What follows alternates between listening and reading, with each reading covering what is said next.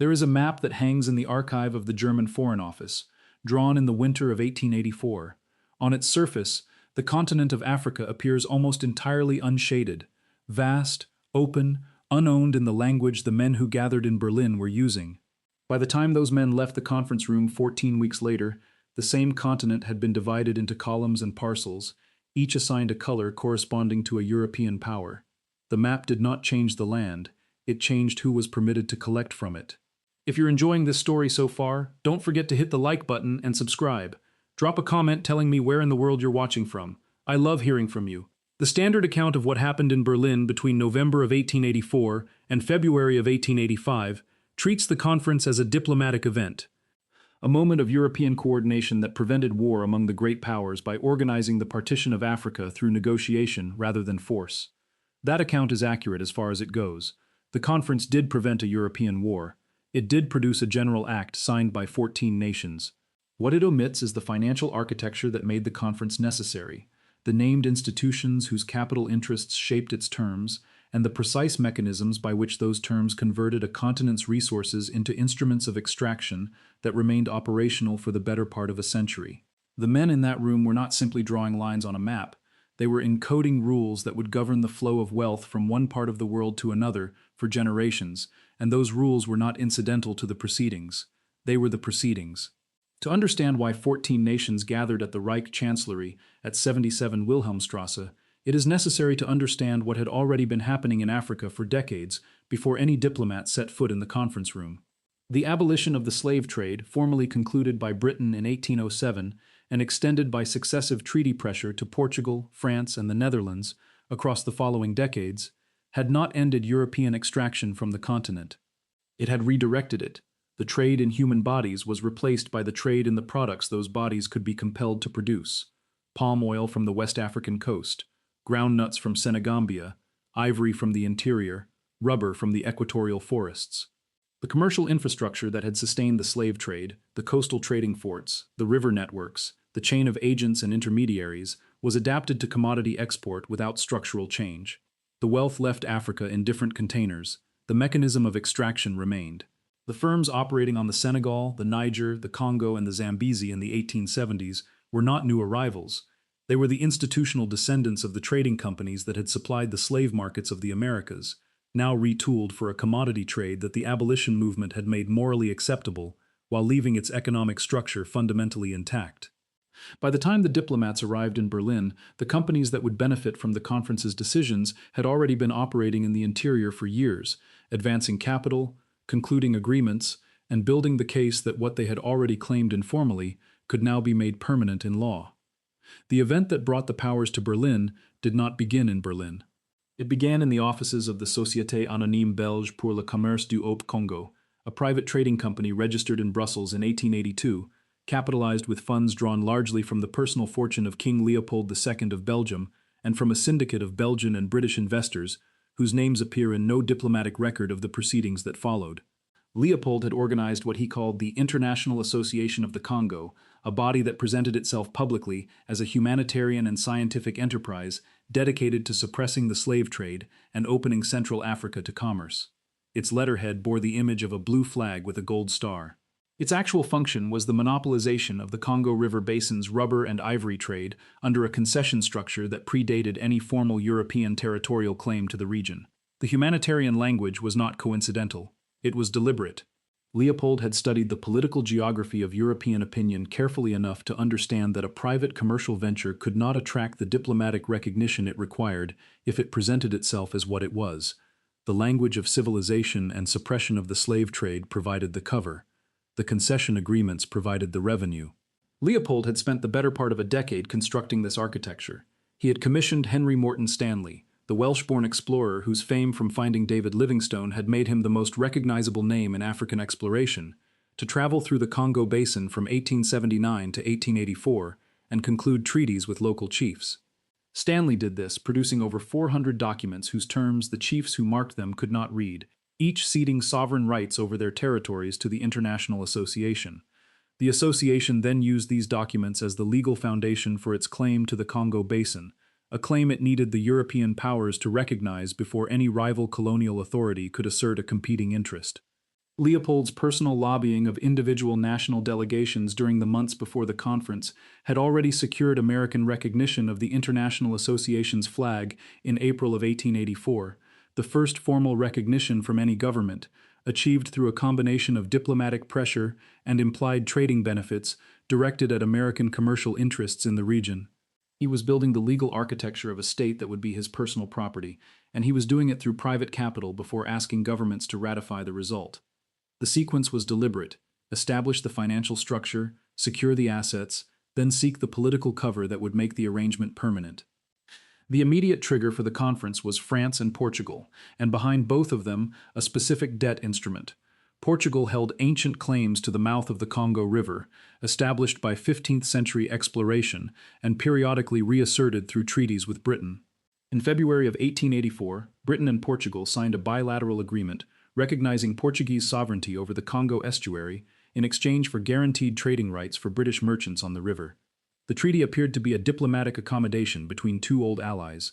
What it was, in financial terms, was a mechanism for directing the commerce of the Congo's interior through Lisbon-administered customs posts, posts that would generate revenue, serving in part the repayment of Portuguese sovereign debt held by British bondholders in the City of London. The revenue flowing from a West African customs house would pay interest on a European bond. The connection was not stated in the treaty text. It did not need to be. The bondholders did not require their names to appear in the document. They required the customs post to be built and the revenue to flow in the right direction. France rejected the Anglo-Portuguese agreement immediately, and with cause. French explorers, most notably Pierre Savorgnan de Brazza, had established a competing claim to the northern bank of the Congo through a separate set of treaties concluded in the early 1880s. Behind the French position stood the Comptoir National d'Escompte de Paris, the state-adjacent bank that had been financing French colonial expansion in West Africa since the 1860s, and whose portfolio of colonial bonds depended on France maintaining access to the interior trade routes the Portuguese agreement would have placed behind a rival customs barrier. When France signaled it would not accept the Anglo-Portuguese arrangement, Germany entered the calculation. Otto von Bismarck had shown little interest in African colonies for most of his chancellorship, dismissing the idea with the observation that his map of Africa was in Europe. His calculation changed in 1883 and 1884 for reasons that were partly electoral, partly strategic, and partly financial. German merchants operating in West Africa, particularly in the Cameroons and along the Togoland coast, had been petitioning Berlin for political protection against British commercial dominance for several years. Behind those petitions stood the banking houses of Bleichroder and the Deutsche Bank, both of which had begun advancing capital to German trading firms in the region, and both of which required the security of formal political protection to justify continued investment. Gerson von Bleichroder, the Frankfurt banker who managed Bismarck's personal finances and served as the principal intermediary for Prussian government borrowing, had been advising Bismarck for years that German commercial interests abroad required formal political backing. The argument Bleichroder made was not sentimental. It was a balance sheet argument. German trading capital operating in West Africa without political protection was exposed to British commercial pressure that could not be resisted without the backing of a formal state claim. The colonial venture was, in Bleichroder's framing, an insurance premium on an investment portfolio. By 1884, Bismarck had accepted the logic, declaring formal German protectorates over Togoland, the Cameroons, Southwest Africa, and the East African coast in the spring and summer of that year, months before the conference convened. The conference he then proposed was framed as an act of statesmanship. It was also an act of institutional protection for the capital already committed. 14 nations attended, every major European state plus the United States and the Ottoman Empire. Africa was not represented. No African ruler, chief, king, or trader was present in the conference room. The continent whose future was being arranged had no voice in its arrangement. The delegations that did attend were not composed of disinterested statesmen. Each contained, alongside its diplomatic representatives, advisors drawn from the banking houses, trading companies, and colonial investment syndicates that had financed the operations those delegations were in Berlin to protect. The British delegation consulted throughout the proceedings with representatives of the National African Company, the trading corporation that George Goldie had assembled from competing British firms on the Niger. The French delegation maintained contact with the chambers of commerce of Bordeaux and Marseille, whose merchants had been trading on the Senegal and the Niger since the 17th century, and who had direct financial exposure to the terms the conference would produce. The German delegation coordinated with the Hamburg mercantile houses whose trading operations in West and East Africa the new protectorates were designed to protect. The conference was, in its composition and its working relationships, a meeting of capital interests conducted through the diplomatic form of a multilateral negotiation. The General Act that emerged from Berlin in February of 1885 contained three operative financial mechanisms that the diplomatic language of the document was designed to contain rather than expose. The first was the Free Trade Zone. The General Act declared the entire Congo Basin and the Niger Delta to be zones of free trade, open to the commerce of all signatory nations on equal terms, with no discriminatory tariffs. This provision was presented as a liberal economic principle, a rejection of monopoly in favor of open markets. What it actually did was prevent any future African government in the region from using tariff policy to protect domestic producers or redirect trade revenues toward local development. The Free Trade Clause was not a neutral rule. It was a structural guarantee that European goods would enter the Congo and the Niger without fiscal barrier, and that European firms extracting rubber, ivory, palm oil, and timber would do so without paying dues to an African public treasury. The revenues that might have financed African schools, hospitals, or administrative capacity were instead guaranteed to remain available for European commercial extraction. Free trade, in the conditions the conference was creating, meant freedom for capital to move in one direction. The second mechanism was the doctrine of effective occupation. The General Act required that a European power claiming African territory must demonstrate actual occupation, administrative presence, sign treaties, established posts, before that claim would be recognized by the other signatories. The doctrine appeared to impose a discipline on colonial claims, a check against paper annexations unsupported by any real presence. In practice, it accelerated the land rush it appeared to regulate. Every European power now had to move quickly to establish visible presence across the widest possible territory before a rival could do the same. The firms that financed this scramble were private capital vehicles that received delegated sovereign authority from European governments in exchange for bearing the cost of establishing the administrative presence the doctrine required. A company that planted its flag, built a trading post, and concluded a treaty with a local chief could now support a sovereign claim on behalf of its sponsoring government. The cost of imperialism was privatized. The returns were also privatized. The doctrine of effective occupation was, in financial terms, a contract, sovereignty in exchange for capitalization. The third mechanism was the recognition of Leopold's Congo Free State. In the final weeks of the conference, the assembled powers recognized the International Association of the Congo as the sovereign authority over the Congo Basin. A private commercial association, capitalized by a single monarch's personal fortune and a syndicate of investors, was accorded the status of a sovereign state. This was an act without precedent in modern international law. The Congo Free State was not Belgian territory. It was Leopold's personal property, structured as a private estate administered for profit. Its revenue flowed not to a public treasury, but to the king's accounts in Brussels, and to the investment portfolios of the syndicates whose capital had financed the Stanley expeditions. A debt instrument had produced a state. The state would produce revenue. The revenue would service the debt and generate returns for the investors whose capital had made it possible. Leopold had financed his African operation through two primary capital channels. The first was personal debt. He borrowed against the Belgian royal estate and against anticipated Congo revenues to fund Stanley's treaty-making and the construction of river stations. The second was a series of concession agreements issued to private companies, the Abir Congo Company, the Anversoise Company, the Société Anonyme Belge, each receiving exclusive rights over rubber extraction in defined territories in exchange for a share of revenues paid to the Free State Administration, which was to say, to Leopold himself. The legal architecture was efficient. The concession companies bore the operational cost of extraction, the force publique bore the cost of enforcement, and Leopold collected the margin. It was a structure that insulated the investors from operational risk while guaranteeing them a share of whatever the system produced. The capital structure of the conference settlement also determined how the infrastructure built in its wake would be financed and for whose benefit. The railways that began crossing Africa in the 1880s and 90s were not built to connect African populations to one another. They were built to connect resource zones to export ports. A railway from a copper mine to a coastal terminal was not the same economic instrument as a railway connecting two cities with agricultural hinterlands between them. The first was a capital extraction mechanism. The second was a development mechanism. The Berlin Framework, by placing rail construction in the hands of concessionary companies financed by European bondholders, guaranteed that the first model would dominate. Each kilometer of track was laid at the cost of African land, African labor, and African sovereignty, and each kilometer returned its value not to the territory it crossed, but to the bondholders in London, Paris, Brussels, and Berlin who had financed its construction. By 1914, when the First World War began and the colonial map was about to be redrawn for the second time in 3 decades, Africa had approximately 40,000 kilometers of railway. Almost every line ran from an interior resource zone to a port. Almost none ran laterally between African territories. The colonial rail network was, in physical form, the General Act's free trade provisions made permanent in steel and earth. If you're hooked on this story, make sure to subscribe and turn on notifications so you never miss an upload. Your support means everything and helps me bring you more stories like this one. The rubber concession companies did not harvest rubber. They enforced a quota system under which Congolese villagers were required to deliver fixed quantities of wild rubber on pain of mutilation or death.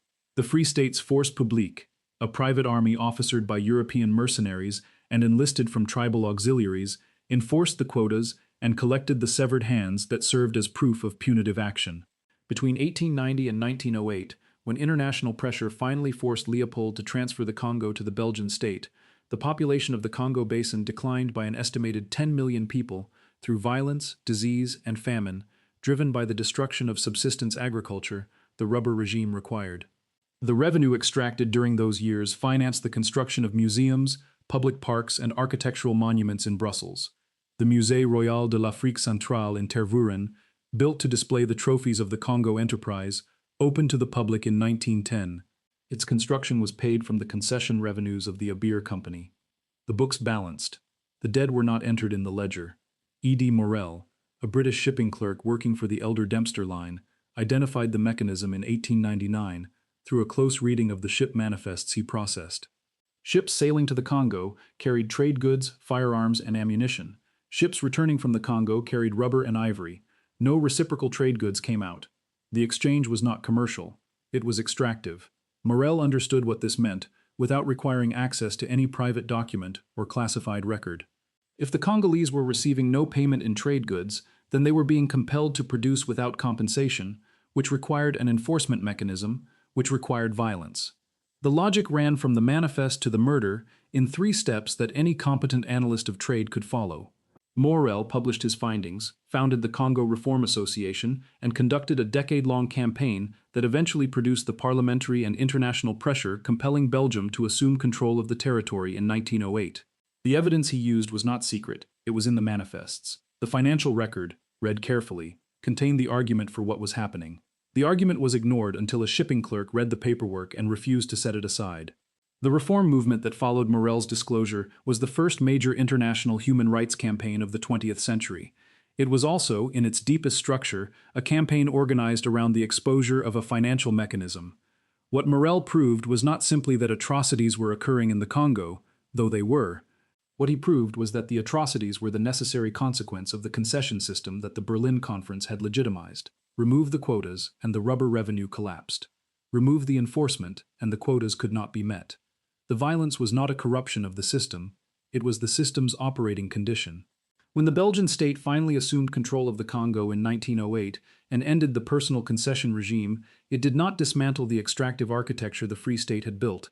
It inherited it, regulated it, and continued to draw revenue from it for another 52 years, until the Democratic Republic of Congo achieved independence in 1960. The institution outlasted the scandal that had exposed it because the financial interests embedded in its operation were too large and too distributed to be unwound by the reform movement that had revealed them. The other major territorial outcome of Berlin followed a structurally identical logic. The Niger Basin, declared a free trade zone by the General Act, came under effective British control through the Royal Niger Company. Goldie's company received its charter from the British government in 1886, granting it administrative, judicial, and taxing authority over the territories it controlled along the Niger and Benue rivers. A private company with sovereign powers, authorized to conclude treaties, raise armed forces, and collect customs duties, which it retained rather than remitting to any Nigerian public authority. Its bond issuances were underwritten by Barings brothers, the merchant bank whose network of credit extended across every major colonial market. The dividend record of the Royal Niger Company became the financial argument for empire, returns that reflected the extraction of palm oil, groundnuts, and trade monopoly rents from a territory whose inhabitants had no participation in the arrangement and no mechanism to contest it within the rules Berlin had established. The company was bought out by the British government in 1899 for £865,000, and the territory it had administered became the British Protectorate of Northern Nigeria. Private capital had done the administrative work. The state then acquired the result at a price that guaranteed the investors a return. German Southwest Africa and German East Africa were administered through a combination of colonial government and private concession companies, financed through the Deutsche Bank and the Dresdner Bank, whose colonial portfolios were assembled in the years immediately following the conference. The Deutsche Ostafrikanische Gesellschaft received a charter over German East Africa in 1885 and established a land concession system that dispossessed African smallholders in favor of plantation agriculture, supplying sisal, coffee, and cotton to German industrial markets. When the Maji-Maji Rebellion broke out in 1905 against the forced cotton cultivation regime, the colonial military response killed between 200,000 and 300,000 people. In German Southwest Africa, the Herero and Nama peoples who rose against the colonial land seizure regime in 1904 were subjected to a campaign of systematic extermination that historians now recognize as the first genocide of the 20th century, conducted in defense of a land concession system whose financial beneficiaries were listed in the balance sheets of Frankfurt and Hamburg banking houses. The French equivalent ran through West and Equatorial Africa via concessionary companies modeled on the Congo Free State system. Some 40 licensed concession firms received exclusive rights over defined territories in the French Congo after 1899. Their revenue structure reproduced Leopold's: production quotas, military enforcement, extraction flowing outward to Paris balance sheets rather than inward to local infrastructure. A commission of inquiry established by the French government in 1905 found conditions in the French Congo concessionary zones substantially similar to those that had prompted international condemnation of the Belgian operation. The Commission's report was received, acknowledged, and filed. The concession system continued to operate for another 3 decades. John Atkinson Hobson, the British economist, published Imperialism, a study in 1902, drawing directly on the financial data of the colonial chartered companies and the composition of the London capital market's colonial portfolio. Hobson's argument was precise. The driving force of late 19th century imperial expansion was not national sentiment, strategic necessity, or civilizational mission, but the surplus capital of European financial institutions seeking returns unavailable in saturated domestic markets. Colonies were not governed for the benefit of their populations. They were administered in the service of bond returns. Hobson named the mechanism, named the institutions, and published his analysis while the system was fully operational. The book was read, reviewed, and discussed in the European press, then placed in the specialist literature where it remained for decades, cited by economists and passed over by the policymakers responsible for the system it described. What makes Hobson's account instructive is that it was based entirely on publicly available financial data. The stock exchange listings, the dividend reports, the chartered company prospectuses were all in the public record. The argument required no secret archive. The financial record, assembled and read in sequence, made the case on its own. The financial record the conference produced was not confined to the archive. It was visible in the capital markets of London, Paris, Brussels, and Hamburg throughout the period of the scramble. The share prices of the Royal Niger Company, the Deutsche Ostafrikanische Gesellschaft, and the various Congo concession companies were publicly listed and publicly traded. The dividends they paid were reported in the financial press. The prospectuses for colonial bond issuances described, in straightforward commercial language, the revenue streams being acquired and the expected returns. An investor in London in 1890, reading the prospectus for a West African concession company, understood, from the document's own language, that he was purchasing a claim on the future output of an African territory secured by an exclusive grant from a European government whose authority derived from the Berlin settlement. The connection between the conference and the return on capital was not hidden. It was the selling point. The suppression was not of the information, it was of the moral and political consequence of that information, which was systematically separated from the financial facts in the public discourse of the period by the same humanitarian language that Leopold had used to secure recognition of the Congo Free State in the conference room. The territorial lines produced in the bilateral treaty negotiations that followed Berlin divided ethnic groups, severed trade routes, and separated agricultural communities from the water sources or pasture lands their populations depended on. The Somali people were divided among British, Italian, and Ethiopian jurisdictions. The Iwe were divided between British Gold Coast and German Togoland. The Bakongo were split between the Belgian Congo, the French Congo, and Portuguese Angola. In each case, the division was not an oversight. It was the administrative consequence of assigning territory to European commercial operations, whose interests were bounded by river valleys and trade routes, not by the cultural or economic coherence of the populations who lived within them. Those boundaries were inherited at independence. The 44 nations that emerged from decolonization in the 1950s and 1960s did so within borders whose logic was the administrative convenience of European concession companies, not the political or economic coherence of the populations they enclosed. The debt structures that had financed colonial infrastructure, railways, ports, telegraph lines, all built in the service of export extraction rather than internal connectivity, were also inherited. At independence, successor governments assumed both the infrastructure and the obligations it carried. The infrastructure linked African resource zones to export ports. It did not link African cities to each other. That architectural choice, encoded in the concession agreements of the 1880s and 90s, shaped the economic geography of the continent for the century that followed and continues to shape it today. The international lending that followed from the World Bank and the International Monetary Fund reproduced, in updated institutional form, the free trade provisions of the Berlin General Act, market access for metropolitan goods, commodity export orientation, and structural adjustment conditions that prohibited the tariff and industrial policy tools the European powers themselves had deployed during their own industrialization. Britain had built its textile industry behind protective tariffs in the 18th century. Germany had industrialized in the 1860s and 1870s behind import barriers that shielded its infant industries from British competition. The United States had maintained some of the highest tariff walls in the industrial world through most of the 19th century, sheltering American manufacturers until they were strong enough to compete without protection. The structural adjustment programs imposed on African governments in the 1980s and 90s prohibited precisely these policy tools, the very instruments that the countries imposing those programs had used to achieve the development the programs were ostensibly designed to promote. A British Treasury official presenting a structural adjustment condition to a Ghanaian finance minister in 1983 was, in financial terms, presenting the same requirement that the Free Trade Clause of the Berlin General Act had imposed on the territories of the Congo Basin a century earlier. Open your markets, export your commodities, and do not protect your domestic producers from external competition. The instrument changed, the architecture did not. The General Act of Berlin was deposited in the German Foreign Office archive following its signing in February of 1885. Its provisions on free trade in the Congo Basin were partially superseded by subsequent bilateral agreements, and the act itself was formally revised by the Convention of Saint-Germain-en-Laye in 1919, which dissolved several of its provisions following the redistribution of German colonial territories under League of Nations mandates. The mandate system was itself a financial arrangement. The mandatory powers administered the former German colonies under international supervision, but the concession structures, the plantation economies, and the commodity export orientation that the Berlin framework had installed remained in place. The supervisory language changed, the extraction continued, the institution outlasted the legal instrument that had created it, because the institutions it had built, the trading relationships, the debt obligations, the commodity dependencies, had become the operating conditions of the territories it governed.